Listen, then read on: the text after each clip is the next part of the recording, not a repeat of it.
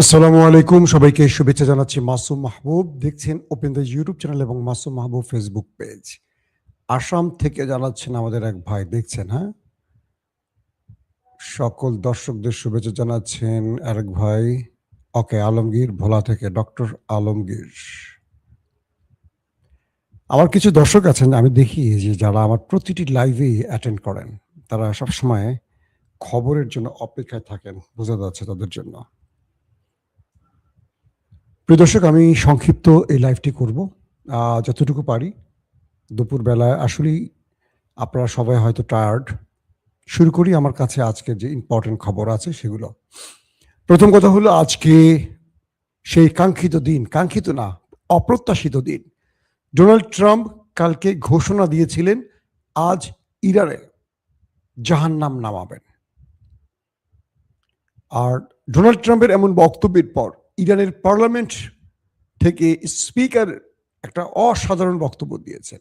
তিনি বলেছেন, ইরান তার সিদ্ধান্ত থেকে এক পা পেছনে যাবে না এবং ইরান শত্রুকে মোকাবেলায় তার সর্বোচ্চটা দিয়ে লড়াই চালিয়ে যাবে।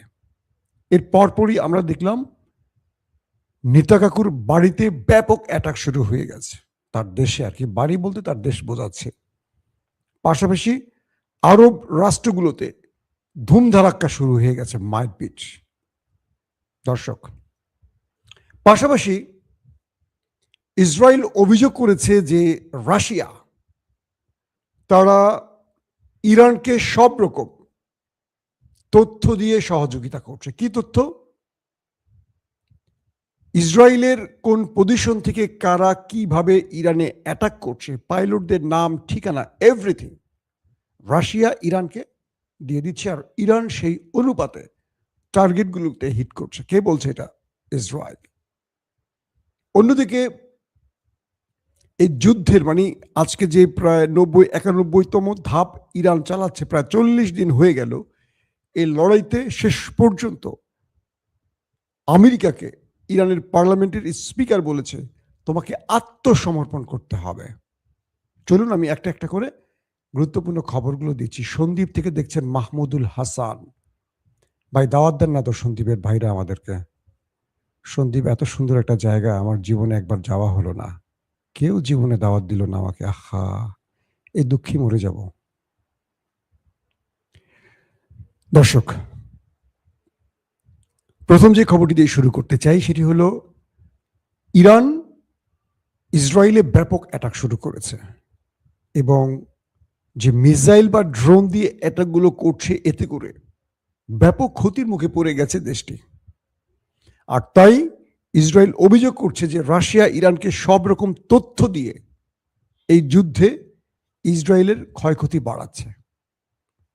প্রশ্ন আসতে পারে না যে ইসরায়েল এই অভিযোগটি কি করে করে, যখন আমেরিকার মতো পরাশক্তি, সুপার পাওয়ার, তারা ইসরায়েলের হয়ে ইরানের বিরুদ্ধে লড়াই করছে এবং বলা হচ্ছে যে মানে কত হাজার অ্যাটাক ইরানে হয়েছে।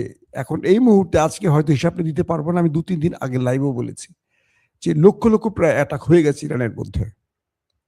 এবং কালকে না, আজ থেকে 3 দিন আগে ইরানে যে কমান্ডো অপারেশনটি আমেরিকা করেছিল, সেখানেও শুধু আমেরিকা নয়, ইসরায়েল যৌথভাবে ইরানে এই অপারেশনটি চালিয়েছে এবং দুপক্ষের ব্যাপক ক্ষয়ক্ষতির মুখে পড়েছে। ইসরায়েল বলছে এই হামলায় মানে এই অপারেশনে তাদের অনেক কমান্ডো নিখোঁজ হয়ে গেছে, মানে ওপারে চলে গেছে। ডোনাল্ড ট্রাম্প তিনি এই বিষয়টিকে স্পষ্ট স্বীকার না করলেও মার্কিন গণমাধ্যমগুলো বলছে ইরানের শক্ত প্রতিবাদে বা প্রতিরোধে বা প্রতিঘাতে এই দুটো দেশ ব্যাপক ক্ষতির মুখে পড়েছে। আমেরিকানরা প্রশ্ন তুলেছে যে মিস্টার ট্রাম্প 1 থেকে 1.5 ডজন এয়ারক্রাফট একজন পাইলটের উদ্ধারের নাম করে যে ক্ষতিগ্রস্ত করলো, এই অর্থ বা এই বিশাল খরচ আমেরিকানরা বহন করবে না ট্রাম্পের স্বেচ্ছাচারিতা বহন করবে? রাশিয়া স্পষ্ট আমেরিকাকে বলে দিয়েছে যে তুমি ইরানকে যে বারবার আলটিমেটাম দিচ্ছ, তুমি কে এই ধমকটি দেবার?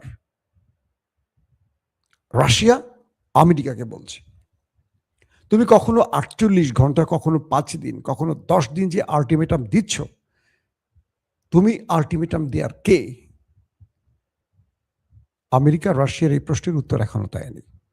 তবে ডোনাল্ড ট্রাম্প কালকে বলেছেন আজ মঙ্গলবার পুরো ইরানে তিনি জাহান্নাম নামাবেন, পাথরের যুগে পাঠিয়ে দেবেন। এর উত্তরে ইরানের স্পিকার তিনি বলেছেন যদি ইরানের কোনো পাওয়ার প্ল্যান্টে, কোনো জ্বালানি প্ল্যান্টে একটি অ্যাটাক হয় তাহলে নেতানিয়াহুর দেশ এবং আরবের দেশকে পাথরের যুগে পাঠানো হবে। বুঝতে পারছেন? ইতিমধ্যে সৌদি আরব, আরব আমিরাত, কুয়েতে ব্যাপক অ্যাটাক শুরু হয়ে গেছে ইরানের পক্ষ থেকে। ইরান বলছে যদি ইরানের যে ক্ষেত্রগুলোকে টার্গেট করবে আমেরিকা, ইরান শত্রু সেই টার্গেটে হিট করবে। আমেরিকা কোন কোন টার্গেট সিলেক্ট করেছে ইরানের? প্রথমে পাওয়ার প্ল্যান্ট, সেকেন্ড ইরানের পানির প্ল্যান্টগুলো যেখান থেকে পানিকে শুদ্ধ করা হয়, শোধন করা হয়। 3 নাম্বার তাদের বিভিন্ন গুরুত্বপূর্ণ স্থাপনা। 4 নাম্বার ইরানের মিলিটারি বিভিন্ন স্টেশনগুলোকে টার্গেট করা হবে এবং তাদের সামরিক খাতগুলোকে টার্গেট করা হবে। উত্তরে ইরান বলেছে যে আমরা সেম প্রথমে গালফ কান্ট্রির মার্কিন স্বার্থ সংশ্লিষ্ট পাওয়ার প্ল্যান্টগুলোকে উড়িয়ে দেব এবং তিনি বলছেন যদি ইরানের বিদ্যুৎ ব্যবস্থায় হিট হয় পুরো আরবকে অন্ধকার করে ফেলব। আরবরা কখনো লোডশেডিং কি এটা জানেই না। আপনারা কি জানেন লোডশেডিং কি জিনিস? বাংলাদেশিরা?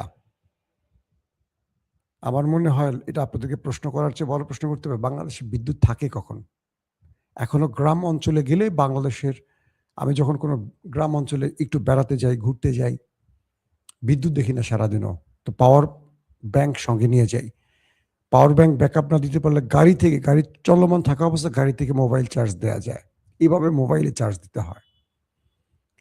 তো আরবের মানুষগুলো বিদ্যুৎ কখনো চলে যায় এটা ওরা জানেই না। কিভাবে বিদ্যুৎ যায়, লোডশেডিং কি জিনিস জানে না। তো ইরান বলছে যে তোমার পুরো দেশকে আমরা অন্ধকার করে ফেলবো যদি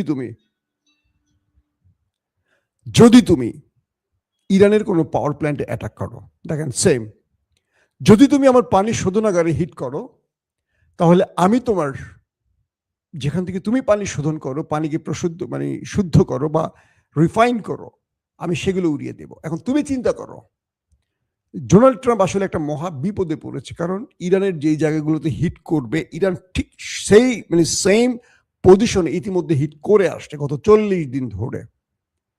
আজকের খবর শোনেন, ইসরায়েলের গুরুত্বপূর্ণ অনেক জায়গা এখন আগুন জ্বলছে দাউ দাউ করে। ইরান সিরিজ অ্যাটাক করে যাচ্ছে মিসাইল এবং ড্রোন দিয়ে। আরবের ভেতরে হিট হয়ে গেছে, সৌদি আরবে হয়েছে, আরব আমিরাতে হয়েছে, কুয়েতে হিট হয়ে গেছে, ইসরায়েলের একটি তেলের ট্যাঙ্কারে হিট হয়ে গেছে, সেটা জ্বলে একটা ক্রুজ মিসাইল দিয়ে ইরান হিট করেছে, সেই জাহাজটি এখন চলছে। বিভিন্ন জায়গায় ইরান একেবারে ধুমধারাক্কা শুরু করে দিয়েছে হিট ইতিমধ্যে। আমেরিকার স্টার্ট হওয়ার আগে ইরান স্টার্ট করে দিয়েছে। তবে ইরান বলছে যে আমেরিকা এবং ইসরায়েল দাবি করেছিল, মোসাদের পক্ষ থেকে বা ইসরায়েলের মিলিটারিরা দাবি করেছিল বা রাষ্ট্রীয় কর্তৃপক্ষ দাবি করেছিল ইরানের মিসাইল প্রায় ফুরিয়ে আসছে। তাদের কাছে তথ্য আছে ইরানের আর কোনো মিসাইল লড়াই কন্টিনিউ করার মতো অবস্থা নেই। এর উত্তরে ইরানের আইআরজিসির পক্ষ থেকে বলা হয়েছে ওরা কল্পনা করতে পারবে না যে ইরান তাদের যে মিসাইল সিটি বানিয়েছে, একটি মিসাইল সিটিতেই এখনো যে মিসাইল রয়েছে এটা ইসরায়েলের কল্পনার চেয়ে 3 গুণ বেশি। এটা কে বলছে? ইরানের পক্ষ থেকে বলা হচ্ছে যে একটি মিসাইল সেন্টারে যেই পরিমাণ মিসাইল এখনো অবশিষ্ট, একটি তাদের রয়েছে প্রচুর মিসাইল সেন্টার পাহাড়ের মধ্যে, পাহাড় কেটে কেটে। তারা বলছে যে একটি মিসাইল সেন্টারেই যে পরিমাণ মিসাইল এখনো মজুদ আছে এটা ইসরায়েলের তারা যে কল্পনা করছে তার চেয়ে 3 গুণ বেশি। এবং তারা কিছু ভিডিও রিলিজ করেছে, রানিং ভিডিও, এগুলো পূর্বের রেকর্ডকৃত বা আর্কাইভ ফুটেজ নয়। তার মানে ইরান শুধু লড়াই করছে না, প্রতিনিয়ত মিসাইল তৈরি করছে। তথ্য এসছে ইরানের কাছে রাশিয়া এবং চীন কিছু এক্সক্লুসিভ জিনিস পৌঁছে দিয়েছে ত্রাণের নাম করে। কি হতে পারে সেগুলো? অন্যদিকে ইরান যে দাবি করেছে তারা 100 বছরের অপেক্ষার একটি গেম চেঞ্জিং বিষয় দেখাতে যাচ্ছে বিশ্বকে, সেটা কি? সেটার জন্য এখনো আমরা অপেক্ষায় আছি। সবার আগে আপনাদের জানাবার চেষ্টা করব। কয়েকটি সূত্রের দাবি, ইরানের রাষ্ট্রীয় কর্তৃপক্ষ না, ইরানি কিছু সূত্রের দাবি, ইরান বিশ্বকে চমকে দেবার মতো কিছু করতে যাচ্ছে। কি সেটা আমি জানি না, আপনারা জানলে কমেন্ট করেন। তবে আমি ধারণা করছি ইরান নিউক্লিয়ার পরীক্ষা চালায় কিনা, এটা আমার একটা সম্ভাব্য ধারণা থেকে বলছি। তার পরের গুরুত্বপূর্ণ খবরটি কি? ইরান তার 70 লক্ষ, ইরান বলছে তার 70 লক্ষ সেনা প্রস্তুত। প্রশ্ন করবেন মাসুম ভাই, এটা তো একটু গুল মেরে ফেললেন। না, ইরান যখন তার দেশের জন্য 10 লক্ষ স্বেচ্ছাসেবী ফাইটার সংগ্রহের ঘোষণা দিয়েছিল, তখন ইরানের ভেতর থেকে 70 লক্ষ আবেদন করেছে। এবার বিষয়টা ক্লিয়ার। অর্থাৎ ইরানের মার্কিন কমান্ডো নামার আগে ইরান 10 লক্ষ তার স্বেচ্ছাসেবী ফাইটার নিয়োগের ঘোষণা দিয়েছিল। ইরানের ভেতর থেকে 70 লক্ষ যুবক বা প্রাপ্তবয়স্ক তারা ইরানের সাথে যুদ্ধের জন্য, ইরানের পক্ষে শত্রুর বিরুদ্ধে যুদ্ধের জন্য নাম তালিকা এন্ট্রি করেছে।